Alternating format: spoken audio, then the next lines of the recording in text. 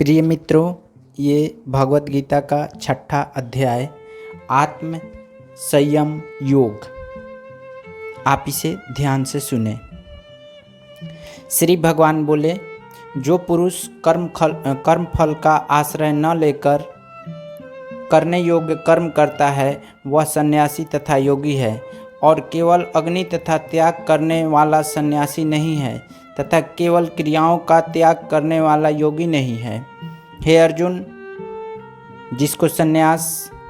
ऐसा कहते हैं उसी को तू योग जान, क्योंकि संकल्पों का त्याग न करने वाला कोई भी पुरुष योगी नहीं होता। योग में आरूढ़ होने की इच्छा वाले मननशील पुरुष के लिए योग की प्राप्ति में निष्काम भाव से कर्म करना ही हेतु कहा जाता है, और योगारूढ़ हो जाने पर उस योगारूढ़ पुरुष का जो सर्व संकल्पों का अभाव है वही कल्याण में हेतु कहा जाता है।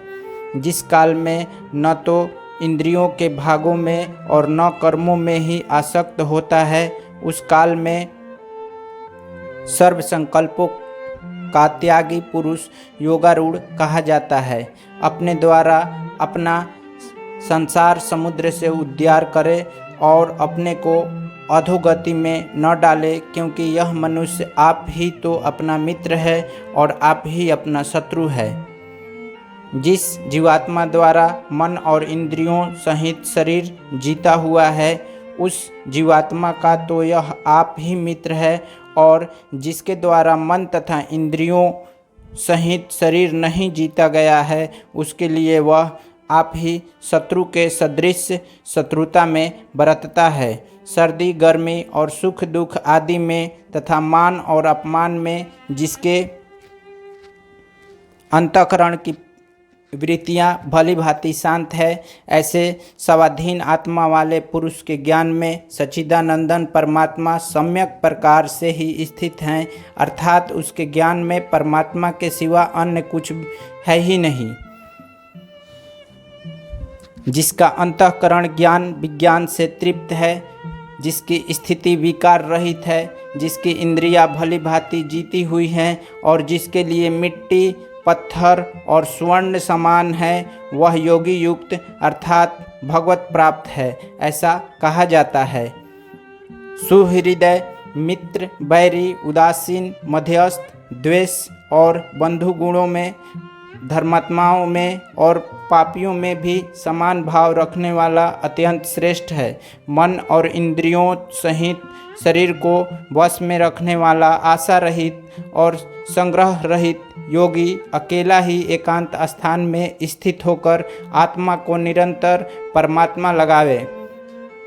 शुद्ध भूमि में जिसके ऊपर क्रमशः कुशा, मृगछाला और वस्त्र बिछे हैं, जो न बहुत ऊंचा है और न बहुत नीचा, ऐसे अपने आसन को स्थिर स्थापन करके उस आसन पर बैठकर चित्त और इंद्रियों की क्रियाओं को वश में रखते हुए मन को एकाग्र करके अंतःकरण की शुद्धि के लिए योग का अभ्यास करे।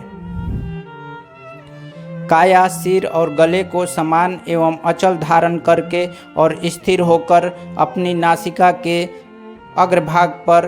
दृष्टि जमाकर अन्य दिशाओं को न देखता हुआ ब्रह्मचारी के व्रत में स्थित भय रहित तथा भली भांति शांत अंतःकरण वाला सावधान योगी मन को रोककर मुझ में चित्त वाला और मेरे परायण होकर स्थित होवे। वश में किए हुए मन वाला योगी इस प्रकार आत्मा को निरंतर मुझ परमेश्वर के स्वरूप में लगाता हुआ मुझ में रहने वाली परमानंद की प्रकाष्ठा रूप शांति को प्राप्त होता है। हे अर्जुन, यह योग न तो बहुत खाने वालों का, न बिल्कुल न खाने वाले का, न बहुत शयन करने के स्वभाव वाले का और न सदा ही जागने वाले का ही सिद्ध होता है। दुखों का नाश करने वाला योग तो यथा योग्य आहार विहार करने वाले का, कर्मों में यथा योग्य चेष्टा करने वालों का और यथा योग्य सोने तथा जागने वालों का ही सिद्ध होता है। अत्यंत वश में किया हुआ चित्त जिस काल में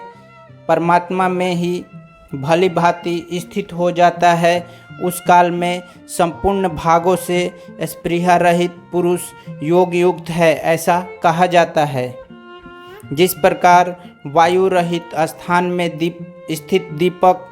चलायमान नहीं होता, वैसे ही उपमा परमात्मा के ध्यान में लगे हुए योगी के जीते हुए चित्त की कही गई है। योगी के अभ्यास के निरुद्ध चित्त जिस अवस्था में उपराम हो जाता है और जिस अवस्था में परमात्मा के ध्यान से शुद्ध हुई सूक्ष्म बुद्धि द्वारा परमात्मा को साक्षात करता हुआ सच्चिदानंदन परमात्मा में ही संतुष्ट रहता है, इंद्रियों से अतीत केवल शुद्ध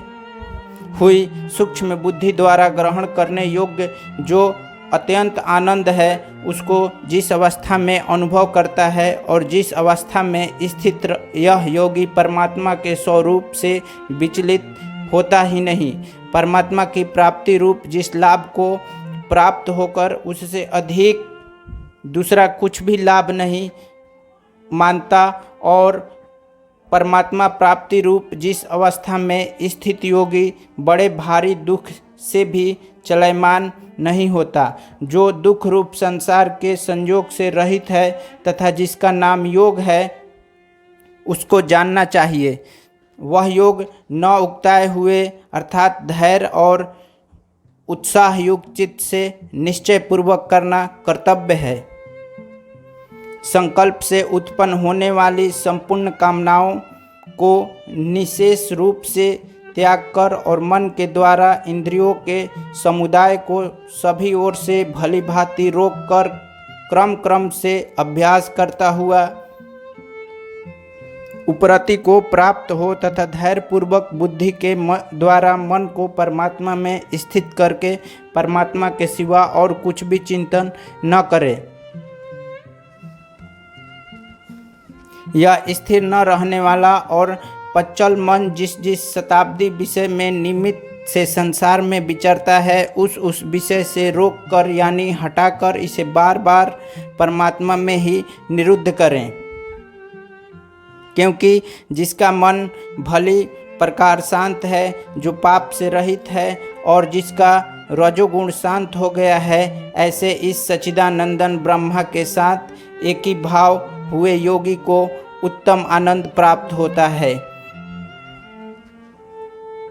वह पाप रहित योगी इस प्रकार निरंतर आत्मा को परमात्मा में लगाता हुआ सुखपूर्वक पर ब्रह्म परमात्मा की प्राप्ति रूप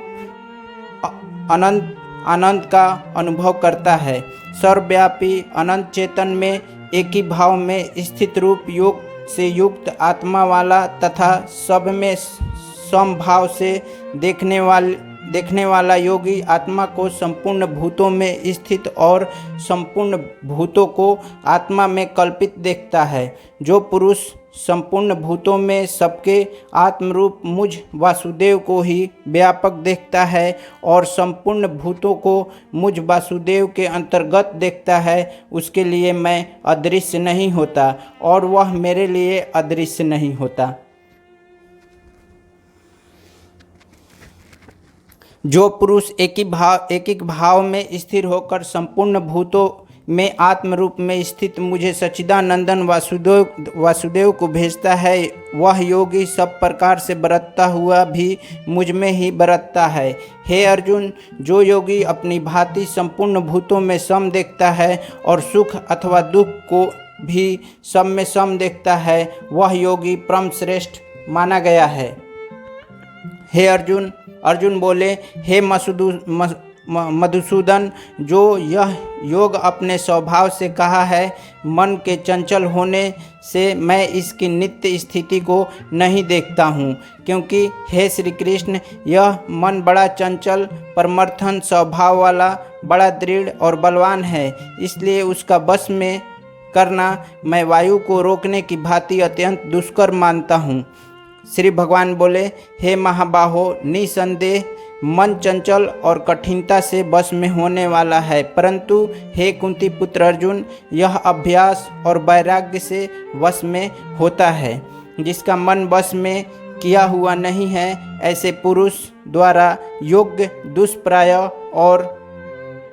वश में किए हुए मन वाले प्रयत्नशील पुरुष द्वारा साधन से उसका प्राप्त होना सहज है, यह मेरा मत है। अर्जुन बोले, हे श्री कृष्ण, जो योग में श्रद्धा रखने वाला है किंतु संयमी नहीं है, इस कारण जिसका मन अनंत काल में योग के विचलित हो गया है, ऐसा साधक योग की सिद्धि को अर्थात भगवत साक्षात्कार को न प्राप्त होकर किस गति को प्राप्त होता है। हे महाबाहो, क्या वह भगवत प्राप्ति के मार्ग में मोहित और आश्चर्य रहित पुरुष छिन्न भिन्न बादल की भांति दोनों ओर से भ्रष्ट होकर नष्ट तो नहीं हो जाता? हे श्री कृष्ण, मेरे इस संशय को संपूर्ण रूप से छेदन करने के लिए आप ही योग्य हैं, क्योंकि आपके सिवा दूसरा इस संशय का छेदन करने वाला मिलना संभव नहीं है। श्री भगवान बोले, हे पार्थ, उस पुरुष का न तो इस लोक में नाश होता है और न परलोक में ही, क्योंकि हे प्यारे, आत्मद्वार के लिए अर्थात भगवत प्राप्ति के लिए कर्म करने वाला कोई भी मनुष्य दुर्गति को प्राप्त नहीं होता।